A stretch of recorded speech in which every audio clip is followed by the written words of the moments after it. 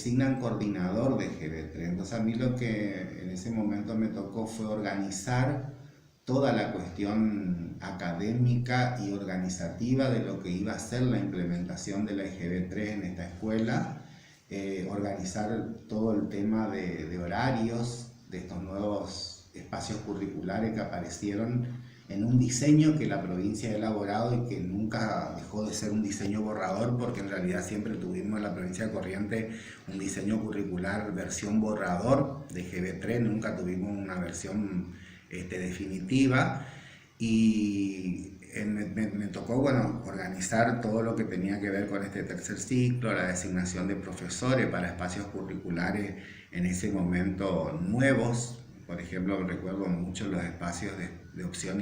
espacios de opción institucional o EOI y los espacios de proyecto, orientación y tutoría. Un rol que fue muy enriquecedor para mí, pero que lo ejercí solamente hasta el año 2001, donde yo empiezo a trabajar en el nivel superior.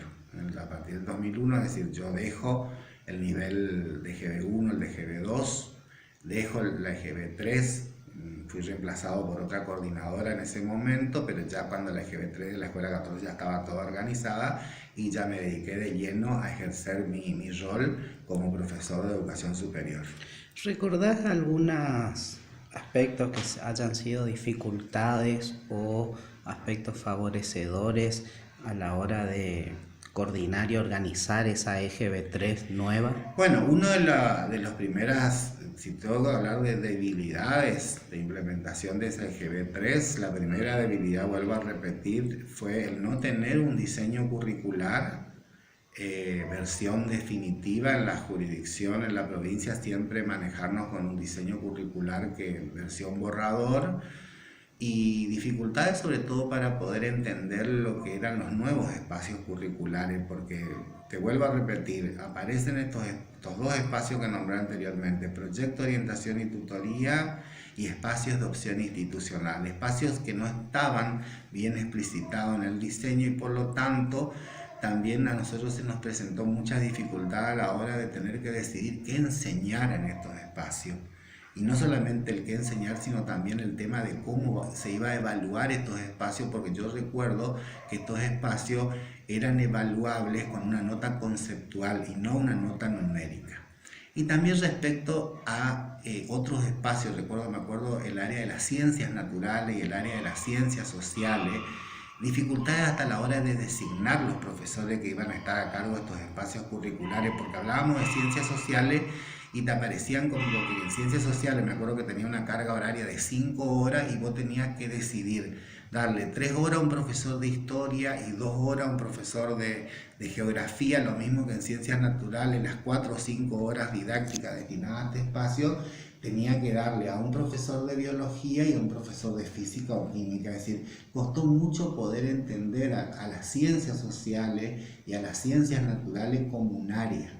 Pero no solamente por no entender lo que es un área, sino porque el mismo diseño de la jurisdicción y aún los CDC, Nación, los contenidos básicos comunes respecto al tercer ciclo, no eran bien explícitos respecto a cuál era el perfil de docente que tenía que estar frente a este espacio y cuáles eran los contenidos que tenían que formar los diferentes bloques que iban a formar parte de este programa, de estos espacios. Yo creo que estas dos cuestiones que acabo de nombrar, por un lado, entonces, estos nuevos espacios curriculares, opción y tutoría, y por otro lado las ciencias naturales y las ciencias sociales, fueron los espacios que más costó organizar, y también no solamente desde el punto de vista curricular, sino desde el punto de vista de la designación de los docentes, porque yo creo que no se pensó al implementar la EGB3, y no solamente en Corrientes, sino también por mi lectura respecto a la implementación de esta EGB3 en otras jurisdicciones, en todas ellas se han presentado inconvenientes, porque era como un nivel, más que un nivel, un ciclo, que si bien estaba prescripto, estaba en la ley, aparecían resoluciones del Consejo Federal, no había desde Nación, no había desde ese Consejo Federal tampoco ninguna normativa que sea bien explícita respecto a en qué iba a consistir este nuevo ciclo de la educación general básica y cómo se lo iba a organizar. Entonces como que quedó a que cada provincia, que cada jurisdicción entendiera lo que quiso e implementara de la forma en que se podía, y, mejor dicho, en la medida en que en que la jurisdicción en cuanto a sus recursos pudo hacerlo. Estamos ya cerca de finalizar, Fabián. Habías referido anteriormente 2 resoluciones del Consejo Federal de Educación. ¿Considerás que tenían importancia, que eran útiles las resoluciones del Consejo Federal de Educación? ¿Era tomado en cuenta esa instancia? ¿Cuál fue su aporte o su limitación? Mira, Sergio, justamente para mí fueron sumamente importantes y yo creo que también de gran utilidad para cada una de las jurisdicciones. Yo hablé hoy al comienzo de la entrevista de una desintegración del sistema más que una federalización de la educación. La resolución 41, justamente el Consejo Federal acuerda porque, como te comentaba, por ejemplo, pensando en Corrientes Chaco,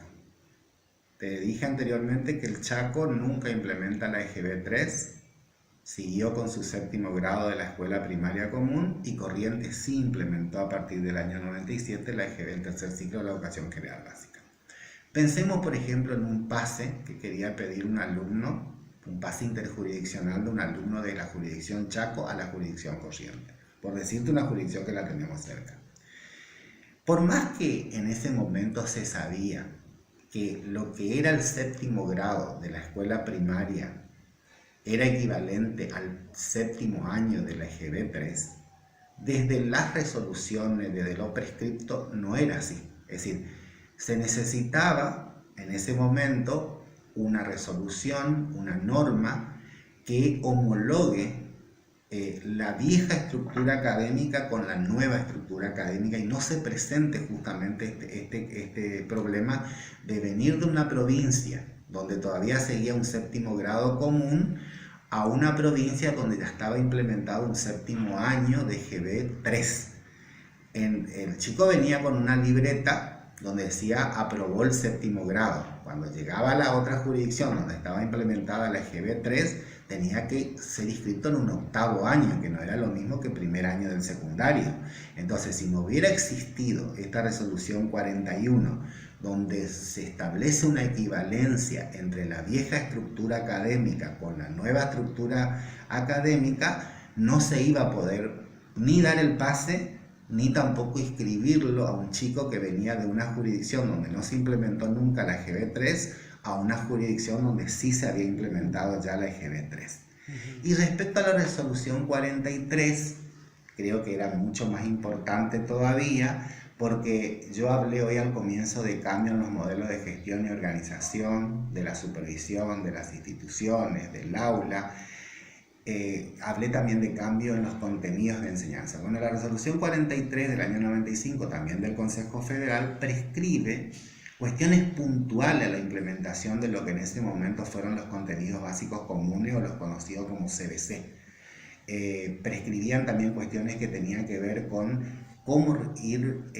pensando en ese nuevo modelo de institución educativa,